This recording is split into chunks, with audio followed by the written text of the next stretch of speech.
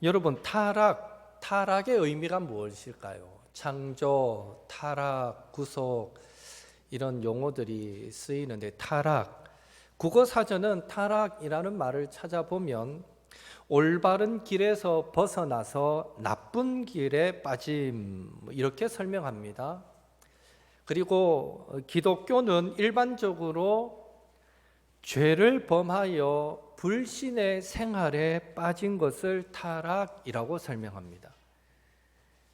그러나 우리 이 기독교 세계관에서는 어떤 개인적인 차원도 맞지만 그걸 넘어서서 창조 세계 전체에 대재난을 가져온 아담과 하와의 범죄, 즉 하나님께 대한 인간의 불순종을 타락이다라는 말로 이해할 수 있습니다. 타락에 대해 좀 더 온전한 이해를 하려면 세 가지 측면을 생각해 봐야 하는데요. 첫째로 타락의 범위입니다. 타락의 범위. 창세기 3장에 나오는 선악과 상권과 그 결과는요, 죄는 모든 영역에 영향을 미친다라는 것입니다. 타락의 범위입니다. 죄는 모든 영역에 그 영향을 미친다. 즉 우리의 죄로 인해서 하나님과 사람의 관계도, 그리고 사람과 사람의 관계도, 그리고 사람과 그 나머지 창조 세계의 관계가 다 어긋났다라는 것을 성경은 가르쳐 줍니다. 이렇듯 타락은 매우 총체적인 어떤 특성을 갖고 있습니다. 따라서 저와 여러분이 이 신앙을 개인적인 영역, 사적인 영역의 문제로만 생각할 경우 그것은 곧 타락, 죄에 대한 이해도 사적인 영역에 제한시켜 이해하는 오류를 범하게 되는 것과 같습니다. 신앙을 개인적인 영역으로 여기는 사람은 죄이래도 죄도 개인적인 것으로 이해해버리고 만다는 거죠. 그래서 크리스토퍼 라이트는 하나님의 선교라는 책에서 죄에는 사회적인 차원과 역사적인 차원이 있다라고 강조하고 있습니다. 단순히 죄는 개인적인 문제가 아니라는 거예요. 사회적인 차원과 역사적인 차원이 있다. 다시 말해 죄로 가득한, 죄로 점철된 사람들의 어떤 선택과 행동의 결과들이 오랜 시간 축적되어 만들어진 도덕적 틀 안에서 우리는 살아가고 있고, 이게 죄의 역사적 차원이라고 말합니다. 그렇게 만들어진 구조와 관습 때문에 죄가 합리화되었으며 이것을 죄의 사회적 차원이라고 말합니다. 그래서 모든 인간이 사회 경제적 관계 전체가, 그리고 자연에 대한 생태학적인 관계 전체가 모두 왜곡되고 일그러졌다라는 말로 이 타락의 총체성을 설명합니다. 사람도, 사회도, 경제도, 심지어 자연도 이 모두가 타락으로 인하여 다 왜곡되어졌다, 변질되어졌다라고 우리는 타락을 설명할 수 있는 것이죠. 타락의 한계입니다. 두 번째로, 우리는 타락이 창조된 영역에 영향을 미쳐서 종종 타락이 모든 것을 완전히 망가뜨렸다라는 식으로 혹 오해하기 쉽습니다. 전적 타락이라는 교리 개념 때문에 타락의 힘이 이 성경이 보여주는 것보다 좀 과대평가되는 그런 오해를 하기 쉽다는 것입니다. 전적 타락이다라는 말을 사용하는데요, 전적 타락이라는 말을 사용한다고 해서 타락이 모든 것을, 특별히 하나님과 사람의 관계를 완전히 망가뜨렸다라는 식으로 우리는 이해해서는 안 됩니다. 전적 타락은 인간에게 스스로 하나님을 향해 나아가거나 돌이키거나 온전히 사랑할 만한 그 능력이 없다라는 것을 표현할 때 전적 타락이다라고 말하는 것이지, 하나님의 형상으로 창조된 인간 존재의 본질이 완전히 파괴되었다라는 것을 의미하는 것은 아닙니다. 다시 말해서 타락 이후에라도 하나님께서 은혜를 베푸시면 사람은 완전하지는 않더라도 하나님과 교제할 수 있고, 완전하지 않더라도 사랑하며 살 수 있다는 것입니다. 전적 타락이라 그래서 완전히 망가지고 완전히 끝났다라는 개념으로 이해해서는 안 된다는 거죠. 왜 그렇습니까? 타락, 죄악은 하나님의 손으로 지으신 그 작품에 대한 하나님의 한결같은 신실함을 무효화시킬 힘이 없기 때문입니다. 다시 말해 하나님은 인간의 불순종이 그분의 창조를 전적인 혼돈에 빠지도록 그냥 내버려 두시지 않기 때문입니다. 우리는 그 예를 창세기 4장 이후에서 찾을 수 있습니다. 분명 3장에서 선악과를 따먹고 타락 사건이 나오는데요, 그 이후에, 타락 이후의 상황, 하나님과 사람과의 관계가 이미 깨어지고 에덴 동산에서 쫓겨난 그 이후의 상황이지만, 하나님은 아벨과 그의 제사를 받으셨습니다. 타락했다 해서 모든 게 끝난 게 아니라는 거예요.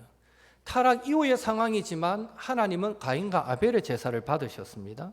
그리고 가인이 죄에 굴복해서 아벨을 죽인 이후에도 살인죄를 저질렀잖아요. 그런데도 하나님은 그를 찾아와 주셔서 그와 대화하셨습니다. 심지어 하나님은 살인자 가인조차도 죽임을 피할 수 있도록 조치를 취해 주시는 것을 보게 됩니다. 그리고 그 이후에 에녹과 노아도 그들을 표현할 때는 하나님과 동행했다라고 표현합니다. 타락 이후의 상황이지만 전적 타락했다라고 말한다 해서 이것이 완전히 하나님과 교제할 수 없는 상태로 망가졌다, 이런 의미로 우리는 이해할 수 없다는 것입니다. 요약하자면 타락 이후에도 하나님은 이 세상에 계속해서 복을 주시고, 사람들은 그런 세상에서 하나님과 동행하고 교제하며 살 수 있었다라는 것입니다. 이렇듯 타락은 하나님의 창조를 완전히 말살하지 못합니다. 창조가 훨씬 더 큰 개념이고, 타락은 그 창조의 일부를 변질시켰을 뿐 창조를 완전히 무너뜨리지 못했다는 것이죠. 셋째로, 그런 의미에서 타락은요, 운명이 아니며 우리는 생명을 선택하는 삶을 살아가야 한다는 것입니다. 가인이 동생 아벨을 죽이는 죄를 범한 것이 그 부모된 아담과 하와의 타락 때문에 죄를 지을 수밖에 없는 운명이어서가 아니다라는 것을 우리는 기억해야 합니다. 창세기 4장 7절에 보면 너는 죄를 다스릴지니라 라는 하나님의 명령이 나옵니다. 가인에게 직접 주신 하나님의 명령입니다. 이 명령은 실제로 가인에게 죄를 다스릴 수 있는 가능성이 열려 있어야만 의미 있는 명령이 됩니다. 가인에게 너는 죄를 다스릴지니라 라고 하나님이 말씀하셨는데, 죄를 다스릴 힘이 1도 없고 0% 제로라면 하나님이 이 말을 하신 것은 기만한 죄밖에 안 되는 겁니다. 할 수 없는 걸 명령하신 거잖아요. 하나님이 가인에게 찾아오셔서 너는 죄를 다스려라 라고 말씀할 때는 적어도 가인에게 죄를 다스릴 수 있는 가능성이 열려 있었다라는 것을 의미합니다. 즉 선악과를 먹지 말라라는 명령 앞에 자유로운 선택을 할 수 있었던 그의 부모 아담과 하와처럼 가인도 너는 죄를 다스려라 라는 명령 앞에 자유롭게 선택할 수 있는 그런 여지가 남아 있었다는 것이죠.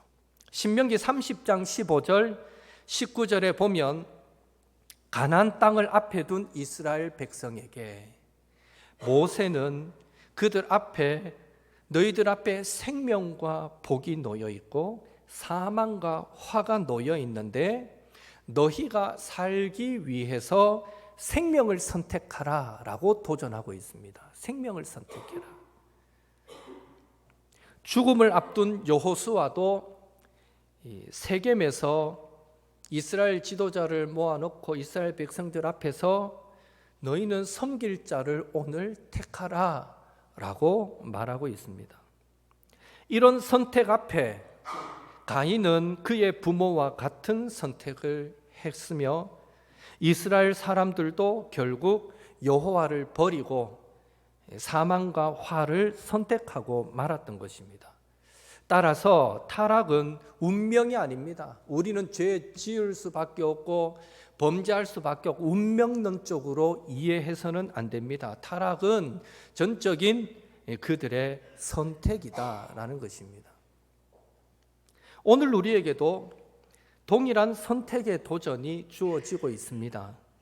하나님의 선하심과 아낌없이 주시는 그 마음을 믿고 하나님의 형상대로 창조되었기에 하나님의 형상이라는 그 소명에 우리가 순종할 것인가, 아니면 하나님의 선하심과 관대하심을 의심하며 스스로 하나님의 자리에 오르려 할 것인가. 오늘도 우리에게는 동일한 선택의 도전이 주어지고 있습니다. 타락은 참 사랑의 관계를 맺기 위해 주어진 이 자유에 내재되어 있던 불순종의 가능성이 현실화된 것이 타락입니다. 그렇기에 뱀이 하와를 유혹하듯이 타락은 지금도 우리에게 선택을 요구하고 있습니다. 그래서 타락은 운명이 아니라 각 사람의 죄와 타락은 그 사람의 책임이 되는 것입니다. 타락의 특성이 이러하기 때문에 우리는 아모스 선지자의 말에 귀를 기울일 필요가 있습니다. 우리가 아모스서를 다 읽지는 않았지만 아모스서 2장 6절에서 8절에 보면 하나님은 이스라엘 백성들의 죄를 쭉 열거하시면서 그 죄들을 내가 용서하지 않겠다라고 말씀하고 계시는데, 거기에 보면 이 개인적인 죄와 사회적인 죄, 특별히 불공평한 재판을 하고 뇌물을 주고 이렇게 약한 자들을 착취하고 무너뜨리는 이런 죄들에 대해서 하나님은 개인적으로 짓는 죄와 똑같이 사회적인 이 불의도 똑같이 나를 분노하게 만드는 것이다 라고 하나님은 경고하고 있습니다. 그리고 아모스서 4장에 가면 좀 더 교묘하게 된 제도화된 죄에 대해서도 하나님은 지적합니다. 사실은 이미 이 사회가 제도화된 어떤 죄가 있으면 우리는 그것들을 인지하기가 어렵습니다. 이미 세상이 그렇게 살아가고 있기 때문에, 그렇게 흘러가고 있기 때문에, 우리도 그 흐름에 따라가고 있기 때문에 이것이 죄인지 아닌지도 모르게 죄를 짓는 경향들이 생겨날 수 있다는 거죠. 그런데 아모스서 4장에 보면 그러한 죄도 연루되게 될 때에 그것은 결코 죄 없다 하지 않겠다라고 하나님은 말씀하고 있습니다. 그래서 바산의 암소들아 하고 아모스서 4장에 외치는데, 바산의 암소는 가장 살찌고 풍족하고 좋은 것들을 의미할 때 쓰는 표현인데, 아모스서 4장에서는 바산의 암소들아, 이 말은 살찌고 배부르고 자기를 유익하게만 하는 그런 사람들을 두고 쓰신 하나님의 표현이었습니다. 그래서 여성들을 상대로, 상류층 귀부인들을 상대로 바산의 암소들아라고 책망을 하고 있는데요, 사실 그 시대에 여인들은 남편들이 사회생활하고 가져다주는 부를 갖고 그냥 누릴 뿐이었습니다. 좀 더 부유하게 살았을 뿐이었습니다. 그런데 이 아모스 선지자는 하나님이 아모스 선지자를 통해서 그런 여인들에게까지 하나님이 잘못했다고, 너희들을 대할 때 내가 불쾌하다라고까지 표현하고 있는 것을 보게 됩니다. 왜냐하면 그 사이더라는 이 학자가 이 아모스서 4장을 두고 이렇게 표현하고 있습니다. 하나님은 이 같은 특권층 여인들을 암소라고 부르셨다. 그들이 사회악에 참여했기 때문이다. 우리가 구조악으로부터 이익을 보는 특권 계층에 속한다면, 그리고 그 악의 의미를 어느 정도 이해하고도 그 구조를 변화시키기 위해 하나님이 우리에게 원하시는 일을 하는데 실패한다면 우리는 그분 앞에 죄를 짓게 된다. 사회악은 개인의 악만큼이나 하나님을 불쾌하게 만든다. 그리고 사회악은 더 교묘하다. 그래서 사회적으로 그냥 흔히 하는 일이지만 이게 악이 될 수 있다는 거죠. 그것이 어려운 자들을 더 착취하게 만들고 더 힘들게 만든다면 하나님은 결코 그것을 좌시하지 않겠다는 겁니다. 그런 의미에서 구조적으로 사회적으로 교묘하게 악이 될 수 있는 것은 독점이라는 어떤 제도일 겁니다.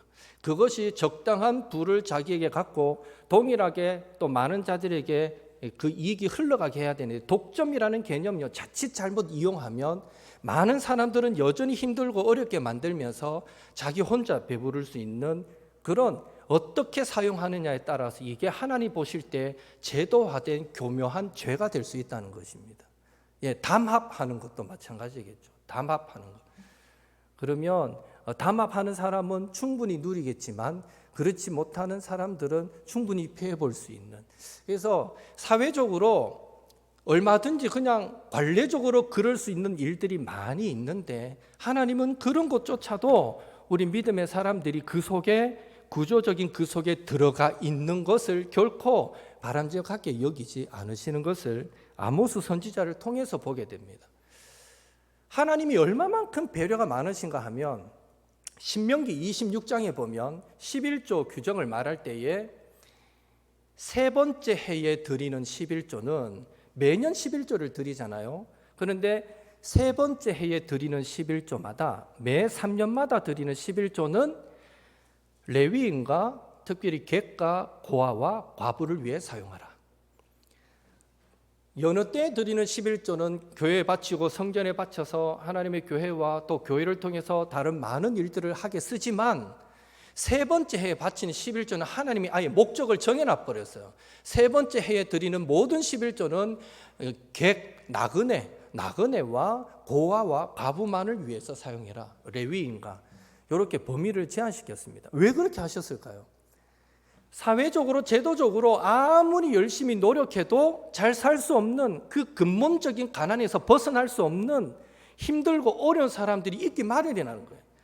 그런 사람들을 매 3년마다 성도들이 내는 그 모든, 이스라엘 백성들이 내는 모든 11조를 가지고 그 사람들이 근본적인 어려움에서 벗어나도록 도우라는 거예요.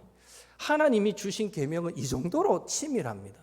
그냥 하라는 게 아니라 정말 살 길을 제시해 주는 그런 계명이었습니다. 그런 의미에서 이걸 적용한다면 교묘하게 제도화된 어떤 악이 있을 때 우리가 그것을 그냥 무시할 게 아니라 하나님도 끊임없이 그것들을 바꿔가려고 이런 제도를 주시고 저런 제도를 주셨던 것을 생각하면 우리도 그 안에 속해 있지만 그것들을 보면서 마음 아파하면서 어떻게든 바꿔가려고, 어떻게든 새롭게 해보려고 몸부림치는 자세, 이 자세가 우리 성도들이 마땅히 가져야 될 자세다라고 말하고 있는 것입니다. 그래서 이제 아모스 오늘 5장 14절 15절에 보면 아모스는 결론 삼아 악을 미워하고 선을 사랑하고 정의를 세우라고 분명하게 선언합니다. 우리 14절 15절 한 번 더 같이 읽어보겠습니다.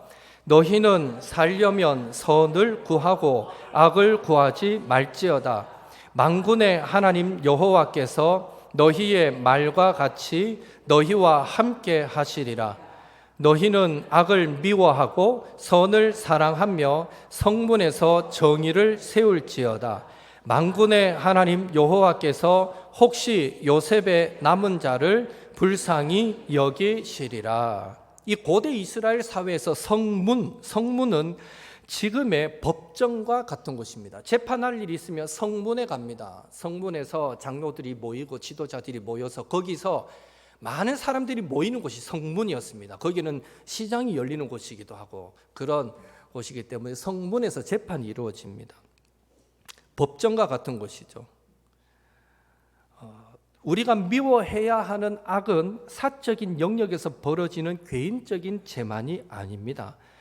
가난한 사람이 아무리 열심히 일해도 인간다운 삶을 살 수 없게 만드는 구조가 있다면, 옳은 사람이 아무리 옳은 사람이 아니라 힘 있는 사람이 이기게 만드는 악한 법이 있다면, 그것을 바르게 바꾸어 놓는 것이 악을 미워하고 선을 사랑하는 것입니다.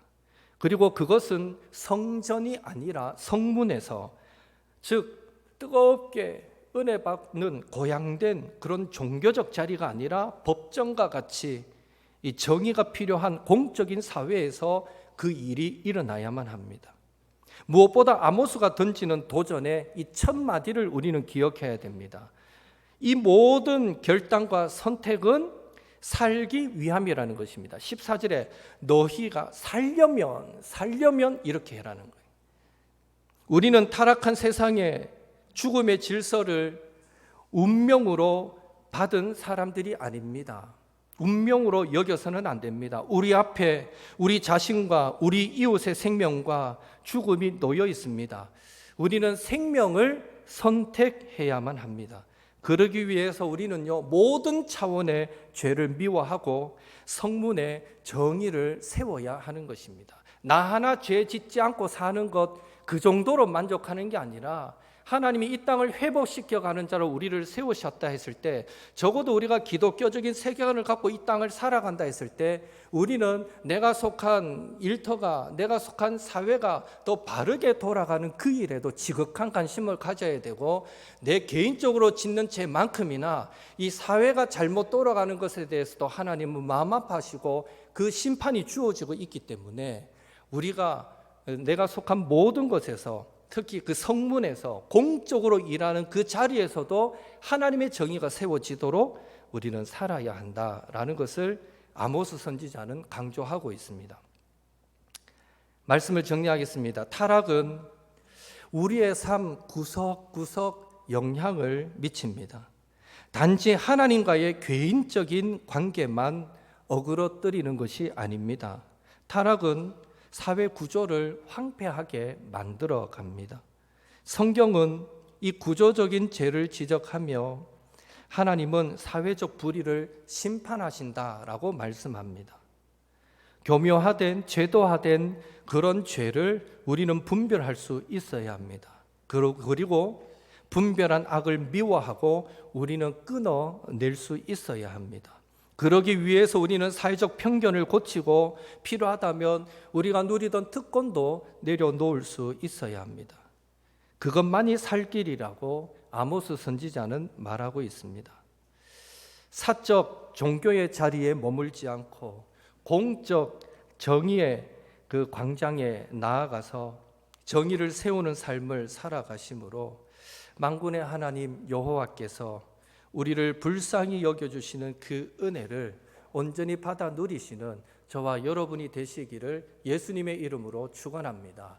지금 신명기, 새벽 시간에 신명기서를 쭉 지금 나가고 있는데, 큐티하면서 설교를 하고 있는데, 이번에 제가 신명기를 설교하면서 하나 깨닫는 거는, 정말 하나님은 이 더불어 함께 잘 살기를 원하시는 분이시구나.